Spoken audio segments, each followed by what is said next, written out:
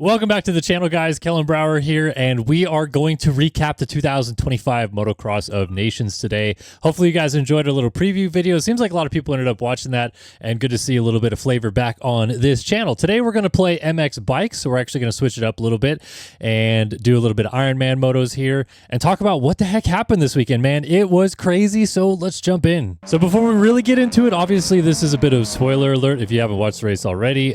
First of all, what are you doing? Come on, you got to watch the race at least. Something, do highlights, I don't know, something to pay attention to the biggest race of the year. This is my favorite race of the year and I love it, so hopefully you enjoyed it as well. But yes, I am going to be spoiling the results, so leave the video now if you don't want to know who won this race. And here we go. So here's who won. Australia, the big winners in 2025, second year in a row.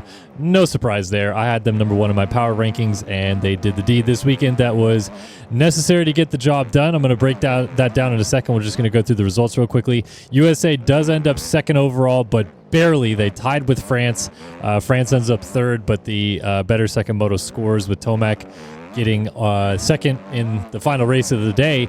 Ended up being the tiebreaker for them, I guess. So USA second, France third, Belgium ends up fourth, and then rounding out our top five for the first time ever was Slovenia, and that's a really cool story as well.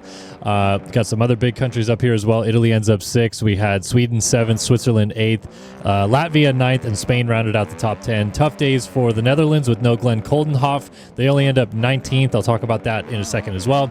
And then Germany was on for a very good day until about 2 minutes or 2 seconds out of the gate, 2 corners in. Ken Roxon's down. Had to come all the way through the field, and Simon Langenfelder, the new MX2 world champion, was knocked out in the first corner, literally. So tough break for them. Bummer that they didn't have a better day, but I'm sure that they'll do fine next year, and I think Simon's going to be a staple on this team for a while. Okay, so let's talk about Australia real quick. They did almost everything perfect except for the fact that Webster crashed in the first corner of both motos in the MX2 division, obviously for them. Hunter Lawrence goes 1-1, wins the open class, beats his brother in the second moto, although Jet did crash, so I don't know if we want to call it straight up or not. But either way, Hunter, biggest day of his life maybe, a 1-1 performance at Motocross of Nations. Jet ends up going 1-3. Tomac does beat him in the second moto, but again, Jet crashed on the very first lap of the race, getting together with Isaac Gifting. They just were incredible. So 1-3 for Jet, 1-1 for Hunter. And then, yeah, Webster, honestly, maybe the sneaky, underrated best ride of the nations. I'm going to have I guess an award for that for a few guys, but Webster goes from dead last in the first corner because he was down in the first race against the best MXGP talent in the world and gets all the way to 15th. He was going to be 16th until Sasha Kunin crashed on the last lap, but 15th. Then the second moto, after having to do all of that work in the first moto, so come all the way through the field, he's probably exhausted having to do all that. He crashes again in the first corner and again works his way forward, this time getting 13th. So their drop score was that 15. He gets 13th in Moto 2, and a little bit, you know, I guess of like not really showing his true potential. Because look, Justin Cooper started in the front of both motos, not front, but like upper half of the field, and goes 10-10. Webster had to come all the way through and only finished 3 spots behind him. Just goes to show you that I think Kyle Webster maybe had a shot at winning this MX2 overall if he started with those guys with the speed that he had. Incredible ride by him. Deserves a lot of credit for what he performed this weekend. I know the result doesn't show it. I think he ends up 4th or 5th in MX2 overall. But worthy of, you know, maybe even winning the class with how well he rode this weekend, and it helped Australia win it because we knew the Lawrence brothers were going to do that kind of thing. They did exactly what we expected them to do pretty much, and then Webster just did his job. And they end up winning by 14 points in the end, 19-33 on the USA at the end of the day. A big win for Australia, lowered their score again, and who knows, honestly, they could lower their score again even more in the future years, especially seeing with what Webster's putting out there.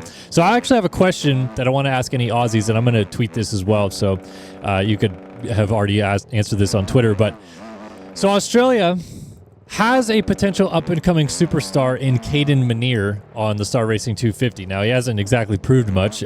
He's won some races. He won the SMX Next World Championship this year, if that's what you want to call that thing.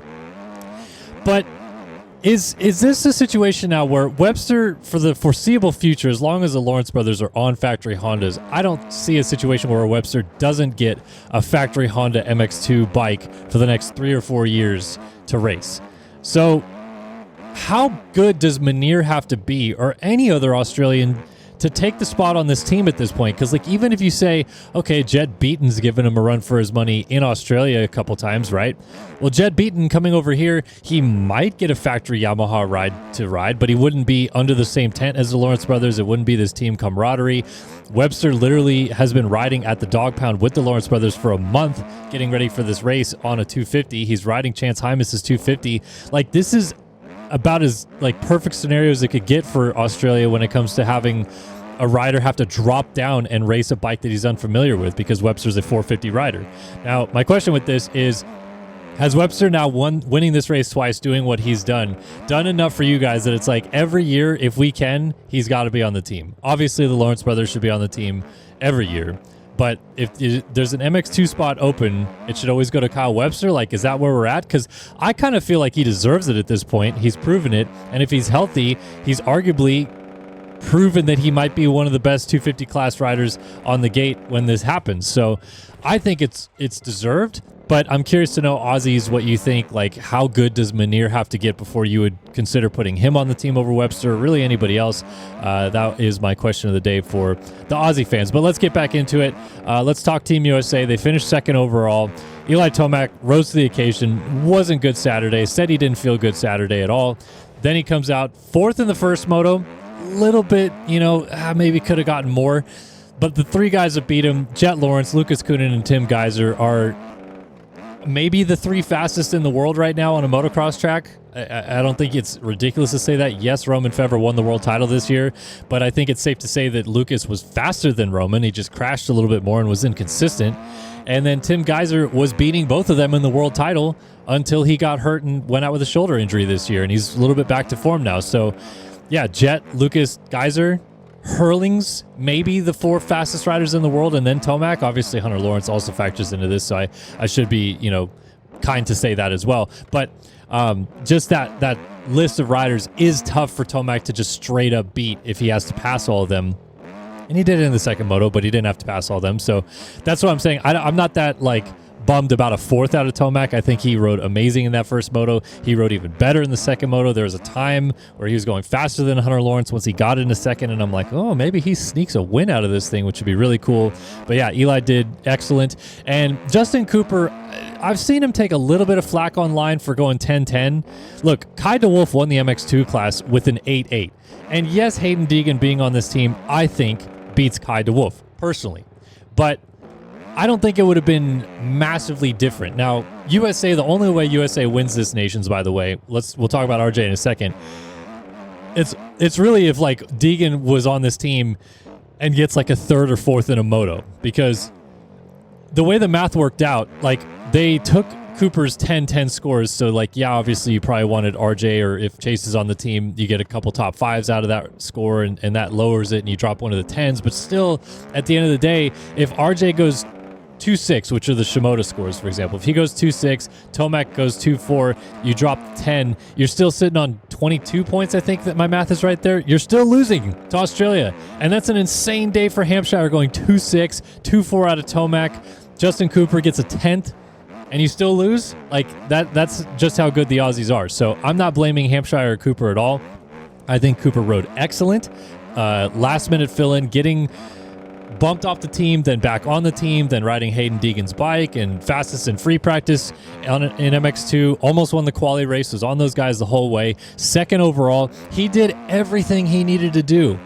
I'm super impressed with how quickly he managed to turn this around, get acclimated with the 250 again, and go 10-10. I think people wanted more, they expected more, whatever, but that 10-10 is amazing.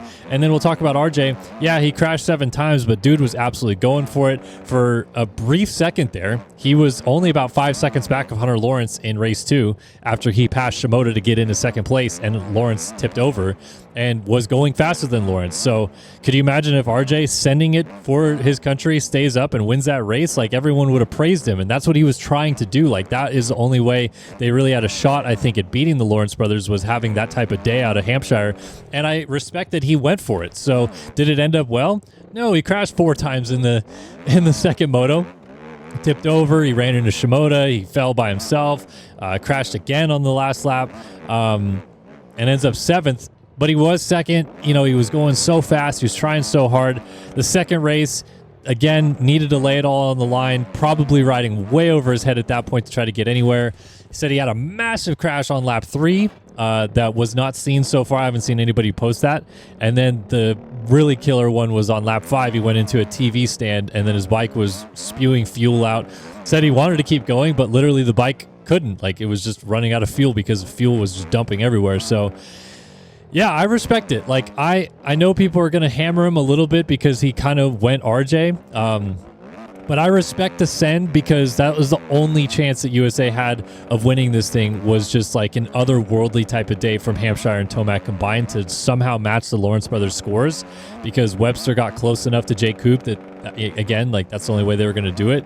So I respect the send. I respect that he raised his hand 2 weeks ago. Wasn't even originally on the team 2 weeks ago, changes his entire plan, steps up to the plate, and rides as hard as he possibly could, as long as he possibly could. Like, I like that. So I know people are a little bit upset at RJ, but calm down. USA still gets second, and that was a valiant effort.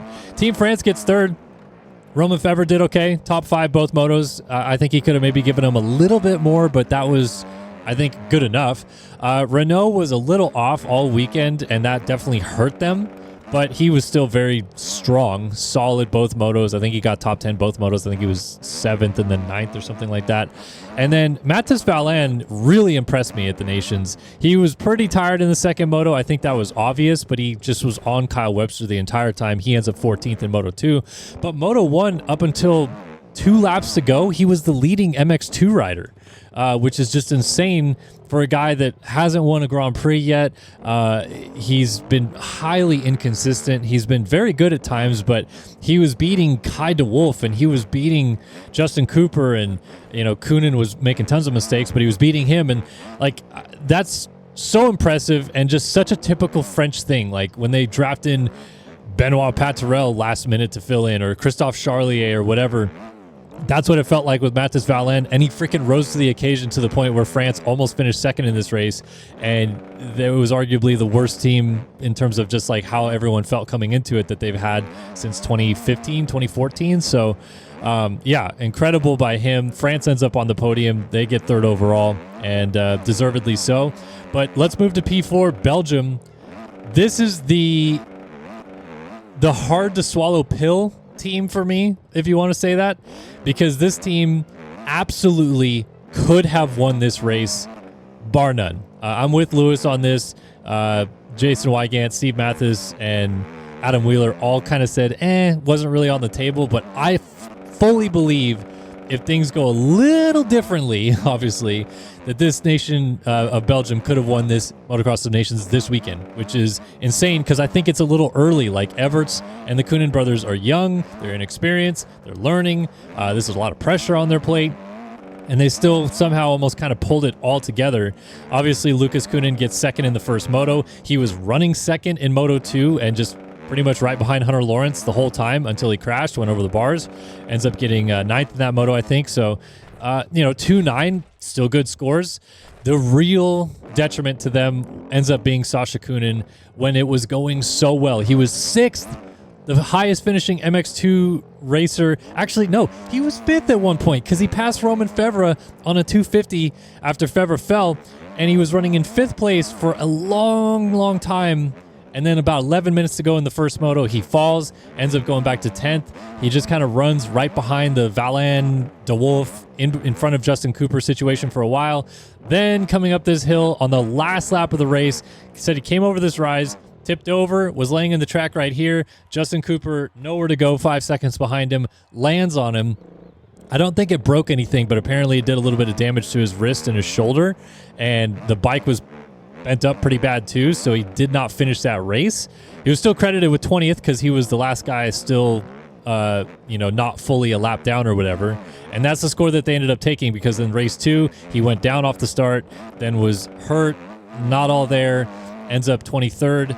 But for a brief moment there, you could start to believe, if you're Belgium, hey, our MX2 guy is beating the other MX2 guys by a decent amount. He's going to score a lot of points. Our almost world champion winning MXGP rider is doing his job in second place. Belgium was going to be sitting on 7 points, everyone else on 14 or 15 plus after the first moto. And then, obviously, the Koonin situation happens. Liam Everts rode fantastic. He ended up 3rd overall in the open class, which is a little bit better than even I had him going. I knew he'd be good, but maybe not that good. Ran top 5 almost the entire MXGP and open class moto. Had to get passed late by Jet Lawrence. He went back and forth with RJ Hampshire 100 times in race 2, but rode fantastic to, get in that position as well. And, just kudos all around, because I think Liam has now proven, hey, when he's on a 450, he's going to be really good, force to be reckoned with, especially at Nations. Lucas is probably about to win the world title next year, or, at least battle for it again.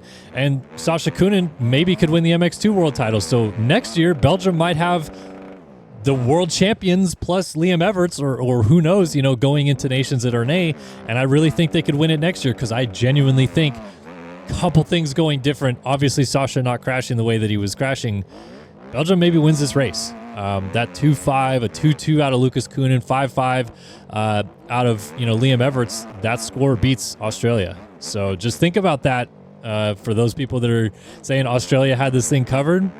Belgium was a little bit closer than I think they're going to get credit for, but they end up 4th overall thanks to all the crashing out of Sasha. Obviously, Lucas went down as well, end up on 43 points. So they missed the podium by 10 points in the end, but there was a second there where they were battling for the win for sure. And then rounding out the top 5, my feel-good story of the nations. Love this story. Slovenia, a little nation, 2 million people. Obviously, guys are putting this nation on the map, has really, turned their fortunes around. But Jan freaking Panzer, man, this has been my dude all year long. Loving what he's doing. He's a privateer KTM MXGP guy, racing all the GPs, and finished 3rd in race 2, the open MX2 class. The only 2 people that beat him were Hunter Lawrence and Joe Shimoda. He beat Liam Everts, he beat RJ Hampshire, he beat Andrea Bonacorsi. Big names. Valandrin had them covered. And that was really cool. A little bit tired in race 3. In fact, if there's anything I'll say about Slovenia, it's this. In the future, I would recommend they put Panzer in MXGP and Geyser in open, because that quick turnaround, that quick break from race 2 to race 3, I think Geyser will fare better with. I don't think he'll be as tired. I think he'll be solid. And so you give Panzer the longer break to really kind of Hail Mary the MXGP and open MXGP race 1, and then the race 3 have that bigger break. I think that's better for Slovenia in the future. They desperately need somebody better on the MX2 team.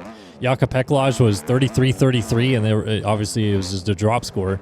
But that team suddenly is almost a podium contender with a half decent 250 guy. They end up 22 points off the podium, but Geyser rode well, 3-4 I think. He went 3-3. 3-4. Panzer got a 3rd on the board and ends up 14th in race 2 or race 3, and then a 33-37. Sorry for Jaka Peklaj. So it sucks. Geyser's only going to be around for a few more years. He's going to Yamaha next year, obviously, but just Slovenia, please, once in the next 3 or 4 years, get an MX2 rider that really can do the job. Maybe Peklaj just really starts getting really good the next couple of years or something like that, but I want Slovenia to podium. It would be awesome to see that, and a top 5 for them was huge. So congrats to them. A couple other notables. Italy ends up in 6th.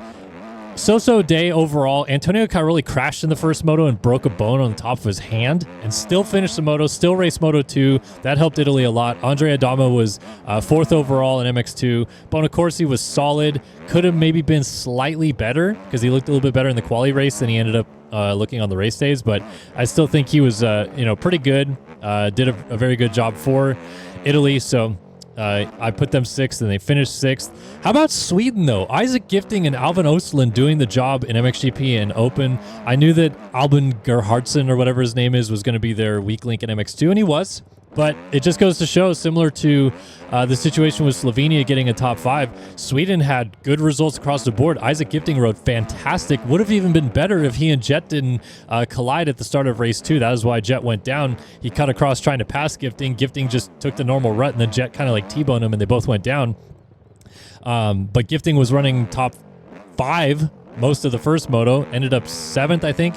And then race 2 had to fight forward a little bit, or race 3 had to fight forward a little bit, but did well. Alvin Östlund's always been solid for the Swedes, and what did he end up going? He went 20-21, so not the biggest scores, but good enough, and they end up 7th overall. Sneaky ride for them, because I had them outside of my top 10 power rankings. They end up 7th overall, so good on the Swedes. And then Switzerland, again, another nation that could have even had a much better day. Nico Greutmann in MX2 was their weak link, but it wasn't even the drop score, I don't think, because I'm pretty sure Valentin Guillot's DNF in the first moto really cost him. He ends up 11th in race 3. Sewer ends up 16th in race 3, so that was a tough break for them. But Switzerland with Guillot and Sewer, that's a nation that could top 5 next year again, especially if Guillot gets a little bit more comfortable on that Ducati. There's rumors that Sewer gets a little bit more comfortable on that Ducati, and Guillot, there's still rumors floating around that he might end up on a factory machine here in the USA, but we'll see how that ends up shaking down. But good for them ending up in 8th. Latvia won better than I had them. They end up in 9th. Pauls Jonas did a solid job. The Raceless brothers, they were good. I thought they could be a little bit better, but still solid. And then Spain, the biggest feels bad for the weekend, I feel like, for them, because they were actually really good. Sneakily so. I kind of theorized that they should be getting a little bit more credit for how much damage they could do at this nations, because even without Prado, it's still a good team. And Francisco Garcia did very, very good. First ever time riding a 450. He would have finished 13th in race 2, which would have been a much better score than the 23 they had to carry, I believe. But he was one of the few guys that went off the track when Webster went down in the first corner of race 2, and they said that he gained enough of an advantage that they gave him a 10 place penalty or 13 place penalty or something crazy like that. So that sucks, because that's Spain was way better than that. And then Ruben Fernandez would have gotten top 10 in both of his motos, but cartwheeled on the Deegan double in race 3.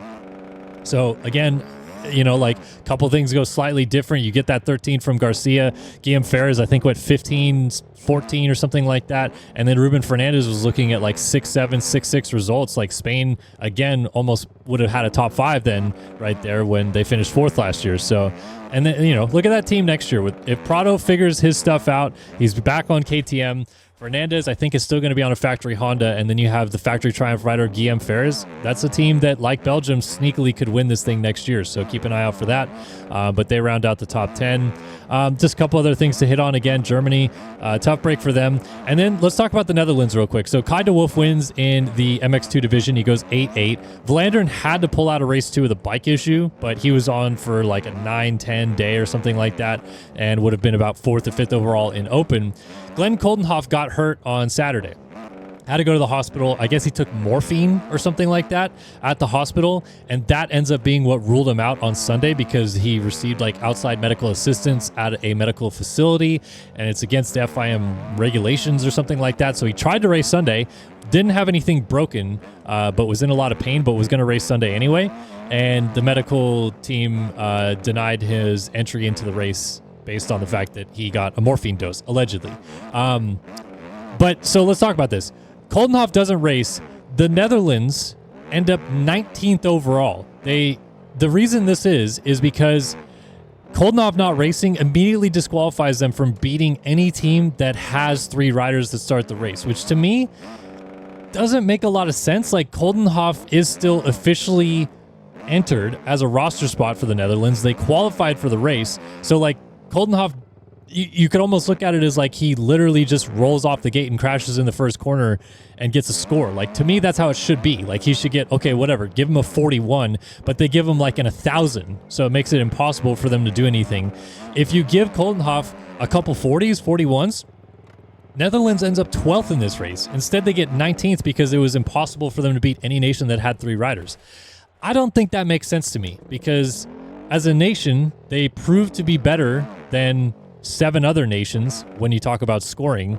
Yes, Koldenhoff got hurt, but I don't think that should just immediately disqualify a nation from competing at all. Like, DeWolf ends up winning his class, but you could tell Vlanderen, like, maybe he would have kept going in race 3, but they knew they weren't going to score very well, and so Vlanderen just took it safe. Like, I don't know. That rule seems stupid to me. I'm going to talk about it on the LVK show this week as well, because I think that there needs to be something done about, like, yeah, they send their entire nation across country. One rider gets hurt, not even bad enough to not ride. He was trying to ride, and they pull him out of the race, medical reasons, and then they just totally screw him over by not letting them even have a score from that rider, even though they qualified in. Like, he made the race. So I don't know. That, to me, that's a weird rule.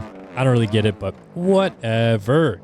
All right, so that's kind of the Motocross of Nations synopsized. Very interesting race this year. To me, this is my overarching theme, right? There's going to be questions asked about what about Sexton, what about Deegan, what if they were on the team? I still think Australia wins this even with those guys on the team, because, listen, you needed Deegan with the way that Webster ended up riding. You needed Deegan to finish like 3rd in a moto, and Sexton go like 4-4, Tomac go 4-2, and Deegan get like a 3rd or a 4th, and that still barely beats the score that Australia put on the board by like 3 points. So you need him to get like a 6th, okay, let's say. So it beats DeWolf by like 2 or 3 positions. Possible, yes, but that's still relying on Sexton to nail it and get a top 3 finish both motos, and Tomac to do exactly the same thing that he did, which I think he would have. But I struggle to diminish what Australia did here and say like, oh, USA, they were down power or whatever. It still would have been a freaking tall task, dude. Australia crushed it. And I do think that Jet, he said he backed it down once he knew how big their gap was in race 3. I think there's a world where Jet just passes Tomac. That knocks another point back for Tomac, gives Australia 1 lower point. They'd be on 18. So, like, there's too many variables at play, obviously, but I don't think that Deegan and Sexton not being on the team is the main reason, like, USA lost. Like, they would have maybe lost anyway, probably would have lost anyway, in my opinion. So, that is going to be my, like, remembrance from this race. Not going to be the fact that them crashing in Vegas totally screwed Team USA. No chance of winning with this team, because they gave it a best effort, but I do think that it still would have been very tough with Sexton and Deegan. So just my thoughts and opinions on that. I don't know, maybe some people don't agree, but that is what I have to say about that. Ironman looked cool. I didn't end up going, obviously, but it looked cool to host the Nations. Fan turned out seemed pretty good. Seemed like the camping and everything was also pretty cool. Heard a lot of reports, though, that like it wasn't as loud as Redbud. I've been to Redbud in 2018 and 22. Very loud. I will say, having been to Ernay is louder. It's rowdier. It's wilder. The European races just are. But I can totally see Ironman being a little bit more subdued. It's a little bit like more spread out than Bud's too, than Redbud, I should say, where like Redbud, the way that it's built, you have the entire fan base like kind of on the infield and almost like grandstands on either side then basically of like the leap side versus the big uphill triple side on the other side. Whereas Ironman, there's so much of the track, like this tree section, Godzilla, that feels like really far removed from the fans, and I think takes away from the atmosphere of it a little bit because of that. And so, I'm sure it was awesome there, but I think that that's probably what wears it down a little bit, is that the fans aren't close. They aren't up in the action. Like, they get a little close here. They get a little close as you go through the middle of the track. But otherwise, a lot of the track, you're just so far away from where the action is actually happening. And I still stand by that they've kind of ruined this Ironman track over the last decade. It used to be one of the best tracks on the circuit. Now it's fallen down pretty far with how much they've changed to it. And, I hope they go back to changing it back to some other stuff, but it is what it is. Anyway, shout out Team USA. Thanks to Eli, J. Coop, and RJ for going and sending it and trying their best and getting second overall. Deserves a lot of credit, in my opinion. And that's been my synopsis of the 2025 Motocross of Nations. Again, I'll be chatting with my cohort, Lewis Phillips, on the LVK podcast here in a little bit, and we'll talk about some stuff over there, so be sure to listen. But hopefully you enjoyed my recap here on the Kellen SYS YouTube channel. If you like this, please be sure to like and subscribe. Helps me out a ton, and I look forward to seeing you guys in some more recap videos and other fun stuff that I have planned out for this channel as well. And thanks for tuning in. So long for now.